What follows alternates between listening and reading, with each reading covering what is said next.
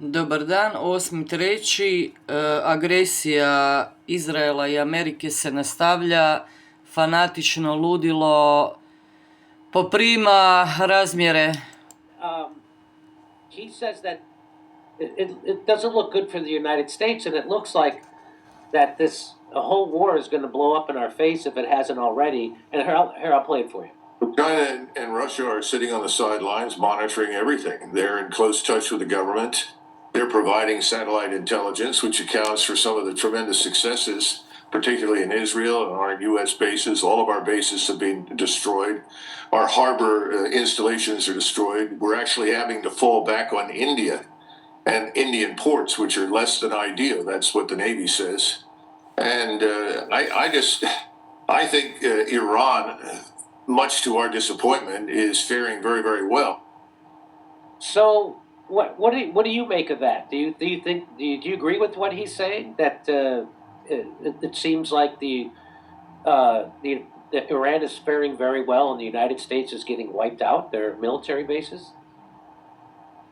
Yes, I think that the Iranians are going to defeat the United States, although at a very heavy price. I mean, I'm in Tehran, and where I am could be bombed tonight. None of us are safe. These people are ruthless. They're murderous.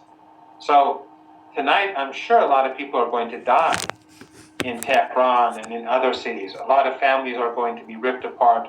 Kids are going to be torn into pieces. This is going to happen, no doubt. And Evo mirotvorac šta radi, a? War is now talking about, well, if the smart bombs finish, we'll use the dumb bombs. Basically, that's what he's saying, but he was trying to phrase it in a different way.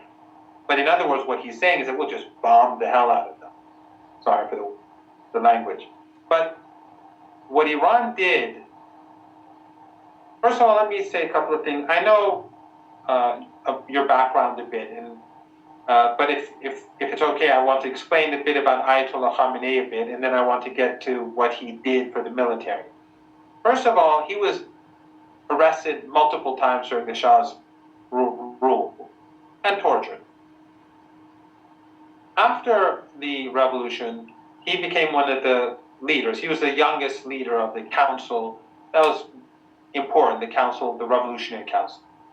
As soon as the war started, he went to the war front, even though he'd never had military training. So he learned while fighting how to use arms. Later on, he was badly wounded in a terror attack. That's why his arm it doesn't function well. And then he became president.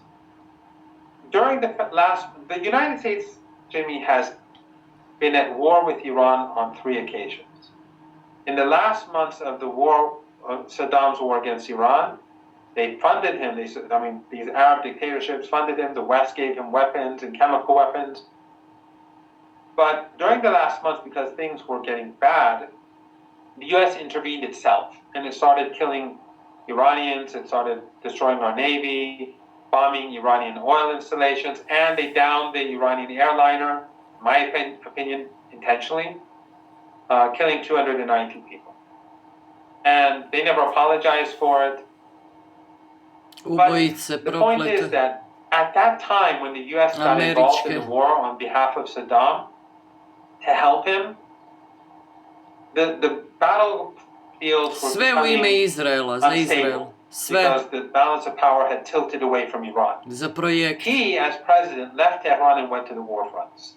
And I saw him in the war fronts. And it was dangerous for him because he was the president.